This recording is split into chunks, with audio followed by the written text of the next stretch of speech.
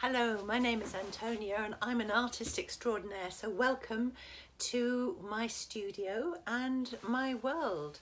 I am a great deal more besides an artist extraordinaire, but that's most of us. We're most of us a great deal more than the thing we say we are. I'm a figurative artist and I work in oils and acrylics and mostly portraits.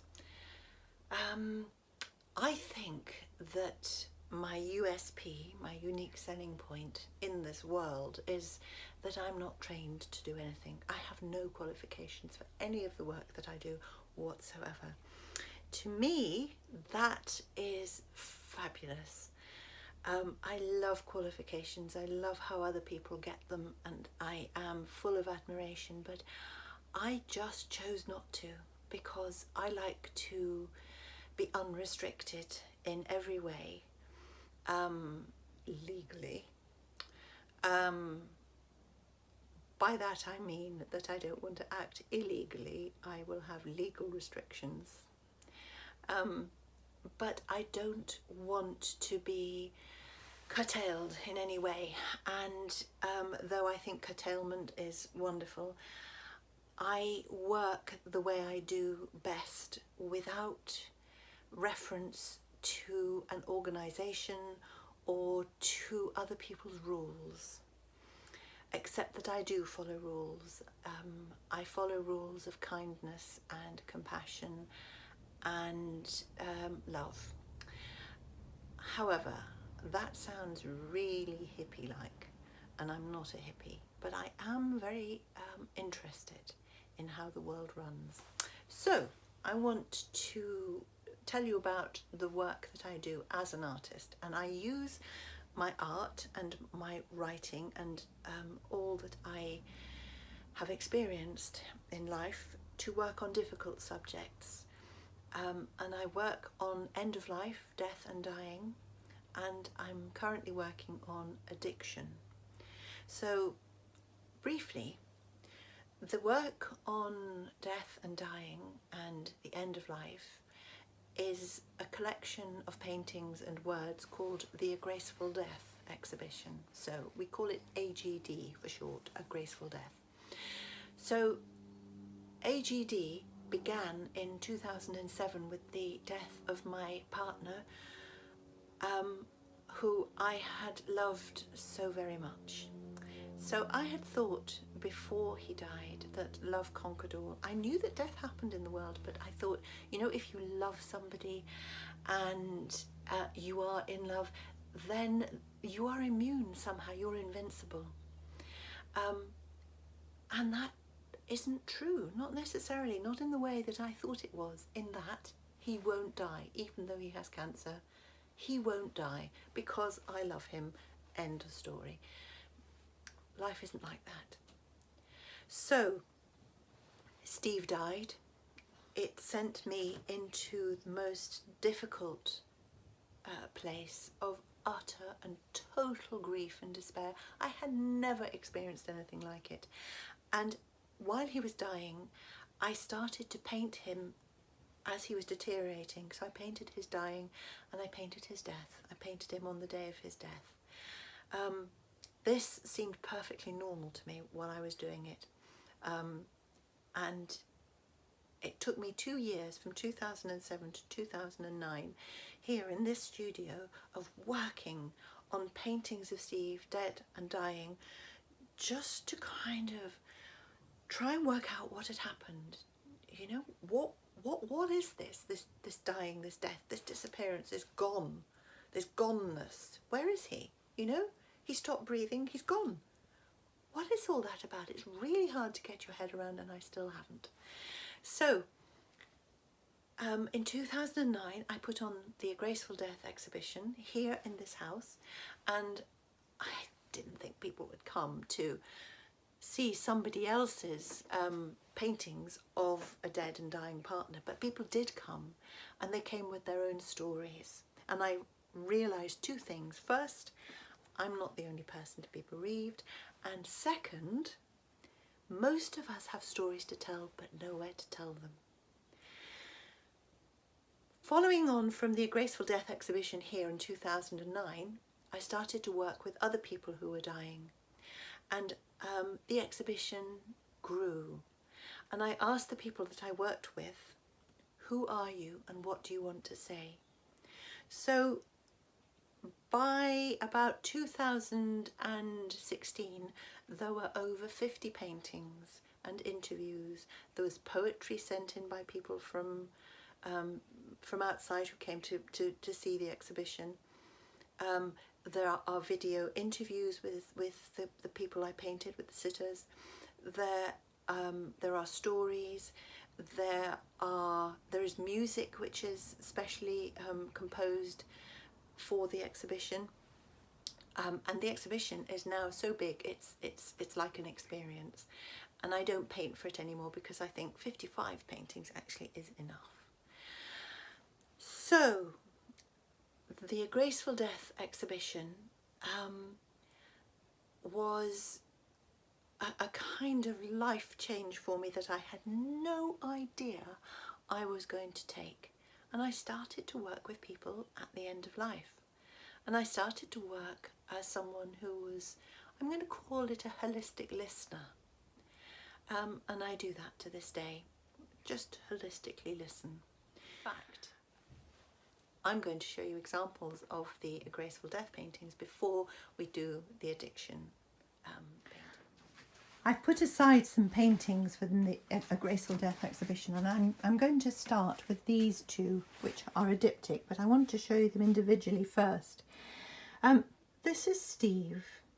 I walked into his hospital room unannounced one morning, and the face that looked at me was the most vulnerable face ever. His shirt is too big for him. His skin is jaundiced, and his eyes are very big in his face. We see the tendons in his neck, and his head is back, showing the vulnerability of his throat. Within a few minutes, Steve had put on his public face. And this is it. His head has come down. His throat is no longer vulnerably exposed. Everything is the same in that his shirt is still too big for him, and his skin is jaundiced, and his eyes are big, but they're closed, much more closed. And that is a face that says, I'm ready. I'm ready for the world, and I'm hiding my vulnerability and my fear. So this exhibition, these paintings are very beautiful, I think, and Steve loved them, and he kept them in his room. Now you can see Winnie. This is called Winnie, and I painted this after a visit to a care home up north, and Winnie there is dying, but though she is the subject of the painting, the actual tension and drama is between the two care staff. The older lady here is training and teaching this younger lady here how to sit with the dying. And so though Winnie is the title of the painting, the actual drama in the painting is between these two care staff who are caring for her, and the older one teaching the younger one how to vigil and how to stay with Winnie while she's on her last journey. So that's that one, and I think I'm going to show you, there you go, put Winnie back there, this one, and I love this one. This is Julia. Here we have Julia. Hello, Julia. All I have left is time. Julia had the most beautiful face and smile. And in this painting, Julia had motor neuron disease. And I wanted to get her lovely skin colour and her lovely smile, but I've painted her hands and arms exactly as they are. There is absolutely no strength. She couldn't move them. And you can see with the fingers that they're just resting. They've been put on that pillow and they're resting. She wouldn't be able to move them. She has a tube which is coming from somewhere and going to somewhere under that pillow. And her legs and feet are very swollen. On her chair, armchair here, is a little forget-me-not. And here are the names of her family: Barry, Adam, Elizabeth. When I asked Julia, and it was very difficult for Julia to speak with her motor neuron disease, when I asked her what she wanted to say for the painting, she said, "All I have left is time." And I thought that was amazing, because it is true. That is all she had left at this point. And Julia maintained her strength of character, holding her family together. She was a wonderful lady.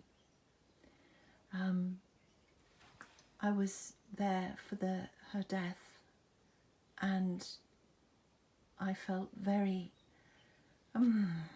moved by her journey. So the Addicts and Those Who Love Them exhibition, well, like I say, behind every addict, or many addicts, there is at least one person who is traumatised by loving them. And trauma is the right word. And I think that addiction is about trauma, amongst many other things. There is addiction in my family, and I am somebody who is traumatised by loving an addict. And the love doesn't go, but the addiction is the most alienating, hostile, painful, aggressive, deeply difficult thing to deal with. I wanted to paint this addiction exhibition because my heart goes out to anyone who has an addiction of any sort. I cannot imagine how bad that must feel if you get to the stage when you are controlled by it, you are lost in it, you are not able to see beyond the thing that you're addicted to. And so the exhibition is about asking people the same kind of thing with the A Graceful Death exhibition. Who are you, and what do you want to say? What is your story? I painted the dying people exactly as they are. I didn't pretty them up and make them young and pretty. I didn't make them well.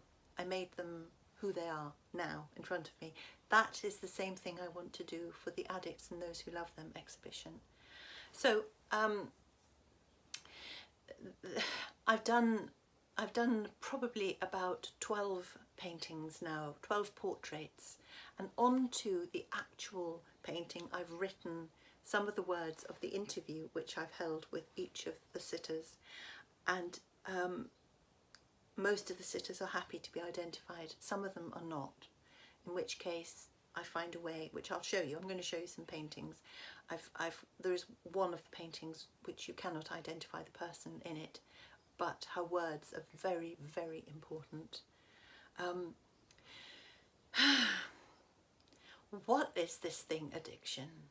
How are we going to deal with it? What do we do about it? You know, it occurs to me that our addicts are the embodiment of everything that is wrong and disgraceful and disgusting in our society.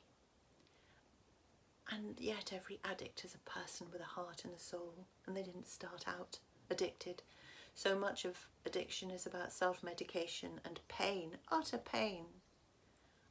and total pain. What are we going to do? The exhibition I'm doing is just about saying, here we all are, we who are dealing with addiction. From my point of view, I love an addict. what on earth am I going to do about that? And about the addicts themselves. This is who they are. This is what they say. This is what they look like. This is what this person who has an addiction looks like. And there is something so important about recognizing people on this earth and acknowledging that they're here. I mean, until addiction hit my world, I would walk past an addict and I would say, don't give them money because they'll only spend it on drink or drugs. And now I think, because of the addict I know, I think, oh heavens, what can I do? And so I don't know what you think about it, but I give addicts money if they ask for it, because I think it is the most appalling thing to see somebody withdrawing. And there is always hope while people are alive. If I give money to somebody, that's my gift. It's gone. How dare I give somebody money that really needs money, or is asking me for money, with a condition to make me feel better? No. So, having said that, and there's a great deal more to say, but I'm going to stop and I'm going to show you some of the paintings. So, let me start with this painting. This is Jill, and Jill's sister died very recently, and Jill's sister was an alcoholic. Jill is looking out of a window here. We have lilies to represent her sister, and I've painted a bird flying in the sky and a kind of sun there which represents light. I don't know, maybe that is her sister. So Jill here is looking out of the window, and Jill was and is terribly, terribly sad and grieving for her sister. And some of the things that Jill says here: I miss her, complicates grief, police, coroner, post-mortem. And here is something very important that Jill said: I know she was an addict. I lost my sister who was an addict. I lost her. And then over here, a week before she died, she was still worried about the stigma of mental health help. She wouldn't see a psychiatrist. So that is one painting. Let's show you this one. Perhaps I'll take Jill down first and put Ian up. This is Ian. Ian now runs Aaron Exact, which is a peer-led relapse prevention project. Ian was an addict for 30 years or so and has come through it.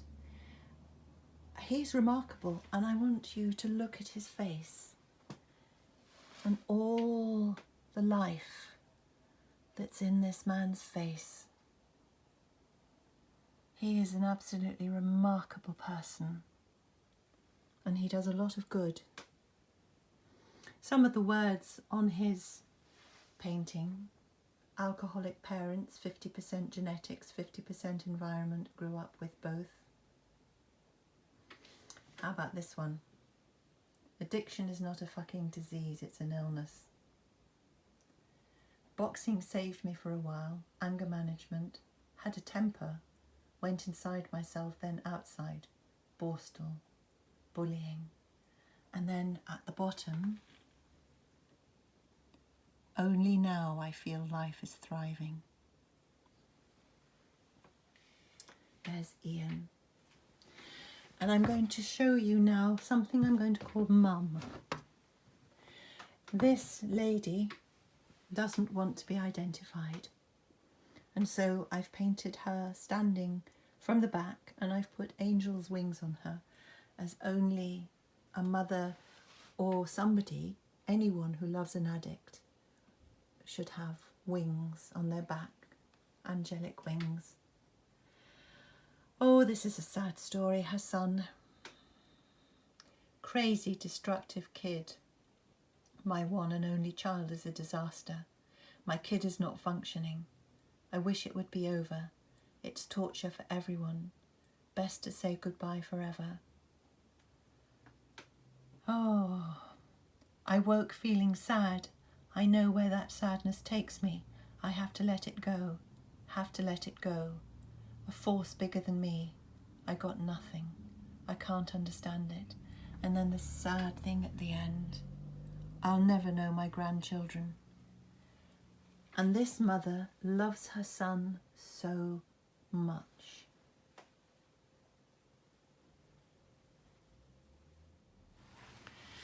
Thank you for staying with me for this view of my studio and the work I'm doing in it.